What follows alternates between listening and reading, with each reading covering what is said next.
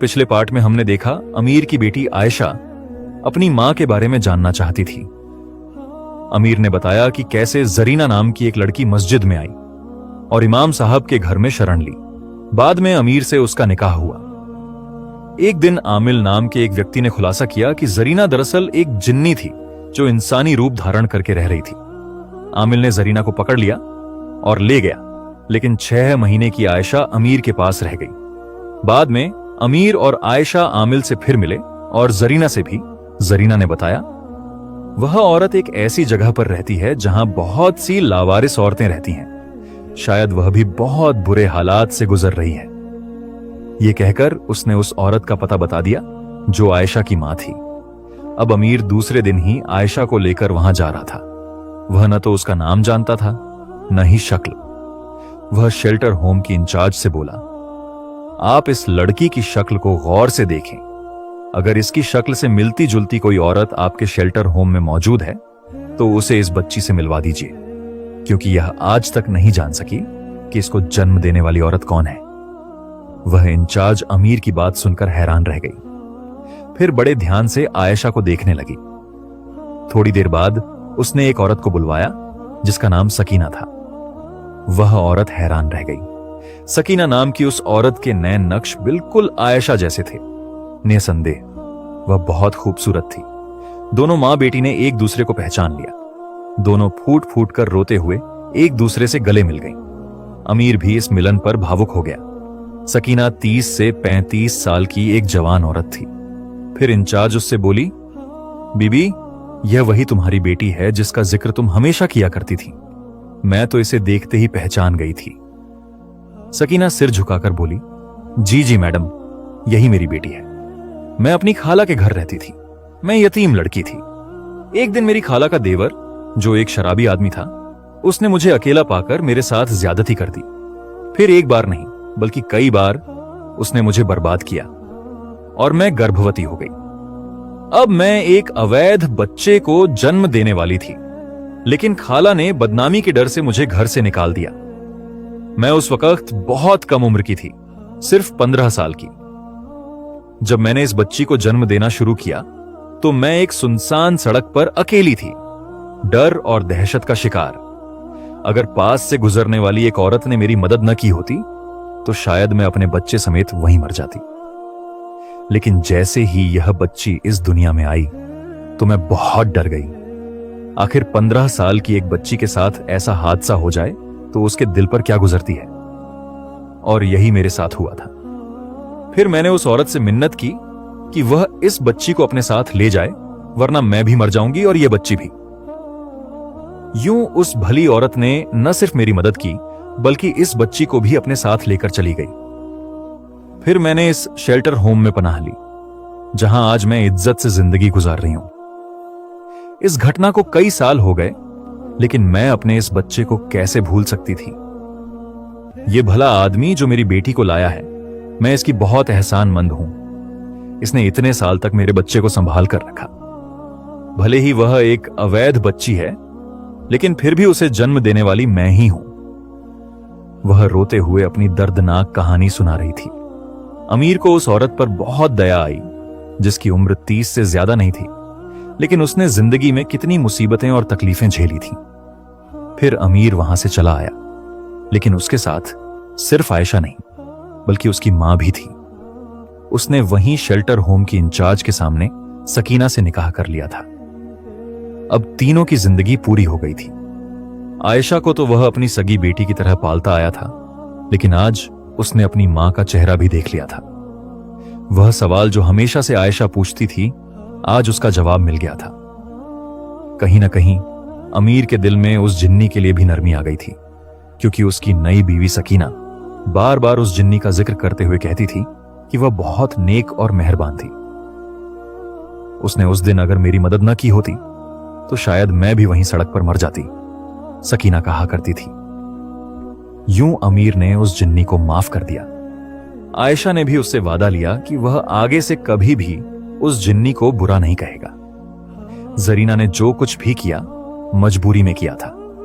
वैसे भी उसने अपनी ताकतें होने के बावजूद कभी किसी इंसान को तकलीफ नहीं पहुंचाई थी। आज सकीना के साथ अमीर खुशहाल जिंदगी गुजार रहा था। उनके निकाह को 2 महीने ही हुए थे जब सकीना ने उसे खुशखबरी सुनाई कि वह फिर से मां बनने वाली है। अमीर को विश्वास नहीं हो रहा था कि इतने सालों बाद उसे वही खुशी मिल रही है जो कभी उस जिन्नी ने उसे दी थी। अब वह बेसब्री से उस दिन का इंतजार कर रहा था जब उसके यहां एक नया मेहमान आएगा। ठीक 1 साल बाद उसके घर एक बेटे ने जन्म लिया। उसका नाम उसने सुफियान रखा था। वह उसकी आंखों की ठंडक और दिल का करार था, क्योंकि वह उसका अपना बेटा था, उसके वजूद का हिस्सा। एक रात जब वह सो रहा था, अचानक छिपके से कोई उसके कमरे में आया। उसने छुपकर उसके बेटे को प्यार किया और उसके सिरहाने कुछ रखकर वहां से चला गया। अमीर बंद आंखों से देख चुका था कि वह जरीना ही थी। सुबह उठकर देखा तो सकीना हैरत से चिल्लाते हुए बोली, अरे यह सोने का लॉकेट कहां से आया? अमीर ने देखा कि उस लॉकेट पर उसका नाम लिखा हुआ था। वह अच्छी तरह जानता था कि वह लॉकेट जरीना ही लाई थी। उसने अपनी निशानी उसके बेटे के लिए छोड़ी थी और वादा किया था कि वह इस बच्चे की भी हिफाजत करेगी, क्योंकि आज भी कहीं ना कहीं वह उसके खानदान के आसपास रहती है। अमीर ने अपने बेटे के गले में वह सोने का लॉकेट पहना दिया जिस पर उसका नाम अंकित था। आज से 10 साल बाद की बात है। अमीर के घर में खुशियां ही खुशियां हैं। सुफियान अब 10 साल का हो चुका है और एक होनहार बच्चा है। आयशा की शादी हो चुकी है। वह एक अच्छे खानदान में ब्याह दी गई है और अब वह अपने ससुराल में बहुत खुश है। सकीना और अमीर का जीवन भी सुखमय है। सकीना ने अमीर की जिंदगी में नया रंग भर दिया है। जो घर कभी उदासी और अकेलेपन से भरा था, आज वही घर हंसी खुशी से गूंज रहा है। सुफियान हमेशा अपने गले में वह सोने का लॉकेट पहने रखता है जिसे जरीना उसके लिए छोड़ गई थी। हालांकि वह नहीं जानता कि यह लॉकेट उसे किसने दिया था, लेकिन उसे इससे एक अजीब सा लगाव है। एक दिन की बात है जब सुफियान स्कूल से वापस आया। वह कुछ परेशान नजर आ रहा था। अमीर ने उससे पूछा, क्या हुआ बेटा, तुम कुछ परेशान लगते हो? सुफियान ने हिचकते हुए कहा, बाबा, आज स्कूल में एक अजीब घटना हुई। जब मैं खेल के मैदान में अकेला था, एक अजीब सी औरत मेरे पास आई। उसने मेरे लॉकेट को देखा और मुस्कुराई। फिर उसने मेरे सिर पर हाथ फेरा और बोली कि वह मेरी भी हिफाजत करेगी, जैसे वह आयशा अपी की हिफाजत करती थी। अमीर का चेहरा पीला पड़ गया। उसने सुफियान से पूछा, वह औरत कैसी दिख रही थी? बहुत खूबसूरत थी बाबा। लंबे काले बाल, बड़ी बड़ी आंखें और एक अजीब सी रोशनी उसके चारों ओर थी। मुझे डर नहीं लगा, बल्कि उसके पास बैठकर मैं बहुत सुकून महसूस कर रहा था। अमीर जानता था कि वह जरीना ही थी। उसने अपना वादा निभाया था। वह आज भी उनके परिवार की निगरानी कर रही थी। उसी रात जब सब सो चुके थे, अमीर ने अपने बगीचे में एक साए को देखा। वह वहां गया और बोला, मैं जानता हूं तुम वही हो जरीना। तुम आज भी हमारे परिवार की हिफाजत कर रही हो। जरीना प्रकट हुई। वह वही खूबसूरत जिन्नी थी जो 10 साल पहले अमीर की जिंदगी में आई थी। वह मुस्कुराई और बोली, मैंने वादा किया था अमीर, मैंने तुम्हारी और तुम्हारे परिवार की हमेशा निगरानी की है। आयशा की शादी के दिन भी मैं वहीं थी, हालांकि तुम मुझे देख नहीं सकते थे। मैंने तुम्हें माफ कर दिया है जरीना, अमीर ने कहा। तुमने जो किया वह अपनी मजबूरी में किया और मुझे आयशा जैसी बेटी दी, जिसके लिए मैं हमेशा तुम्हारा शुक्रगुजार रहूंगा। जरीना की आंखों में आंसू आ गए। मुझे खुशी है कि तुम सभी अब खुश हो। मेरी भी जिंदगी अब बहुत अच्छी है। मेरा पति और मेरे बच्चे सभी मेरा बहुत ख्याल रखते हैं, लेकिन मैं कभी तुम सभी को नहीं भूल सकती, खासकर आयशा को, जिसे मैंने पहली बार देखा था जब वह इस दुनिया में आई थी।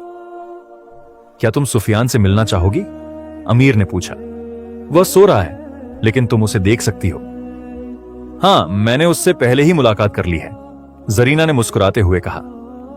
वह बिल्कुल तुम्हारी तरह है, दिल का साफ और मेहरबान।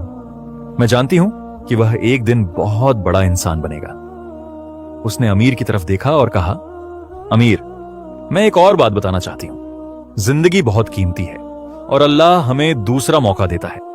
तुमने मुझे माफ करके और सकीना को अपनाकर यह साबित कर दिया है कि तुम्हारा दिल कितना बड़ा है। मेरी एक ख्वाहिश है, क्या तुम कभी कभी आयशा और सुफियान को मेरे बारे में बताओगे? उन्हें बताओगे कि किस तरह एक हिंदू जिन्नी मुसलमान बनी और उसने कैसे आयशा को बचाया? अमीर ने सिर हिलाया और कहा, हां जरीना, मैं उन्हें जरूर बताऊंगा। मैं चाहता हूं कि वे जानें कि उनके परिवार में एक ऐसी हस्ती भी है जो हमेशा उनकी हिफाजत करती है। जरीना मुस्कुराई और धीरे धीरे गायब होने लगी। जाते जाते उसने कहा, मैं हमेशा तुम्हारे परिवार के साथ रहूंगी अमीर, हिफाजत की तरह।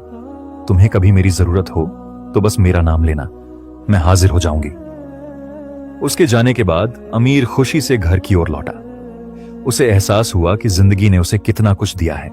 एक प्यारी बीवी, एक प्यारी बेटी जो अब खुशी से अपने ससुराल में रहती है, एक प्यारा बेटा जो उसका दिल का टुकड़ा है, और एक जिन्नी जो हमेशा उनकी हिफाजत करती है। अगले दिन सुबह सुफियान ने अपने पिता से पूछा, बाबा, वह औरत कौन थी जो कल स्कूल में मुझसे मिली थी? उसने मेरे लॉकेट को देखकर ऐसा क्यों कहा कि वह मेरी हिफाजत करेगी? अमीर ने अपने बेटे को पास बिठाया और कहा, बेटा, आज मैं तुम्हें एक कहानी सुनाता हूं।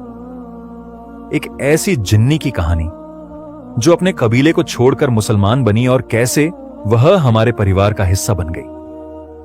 और इस तरह अमीर ने अपने बेटे को जरीना की कहानी सुनानी शुरू की। वह जानता था कि यह कहानी पीढ़ी दर पीढ़ी चलेगी और जरीना का नाम हमेशा उनके परिवार में जिंदा रहेगा। कुछ महीनों बाद जब आयशा अपने पहले बच्चे को जन्म देने के लिए मायके आई, तो एक रात अमीर ने देखा कि एक साया नवजात बच्चे के पालने के पास खड़ा है। वह साया जरीना का था, जो छोटे बच्चे को प्यार से देख रही थी और उसके माथे पर हाथ फेर रही थी। इस परिवार की नई पीढ़ी के साथ भी जरीना का प्यार और संरक्षण जारी था। इस तरह जिन्नी की कहानी ने एक नया मोड़ लिया। यह अब सिर्फ एक डरावनी कहानी नहीं थी, बल्कि एक ऐसी कहानी थी जो प्रेम, विश्वास और माफी के बारे में थी। और अमीर के परिवार ने महसूस किया कि कभी कभी हमारी जिंदगियों में जो चीजें अजीब और डरावनी लगती हैं, वे अंत में हमारे लिए सबसे बड़ी आशीर्वाद बन जाती हैं।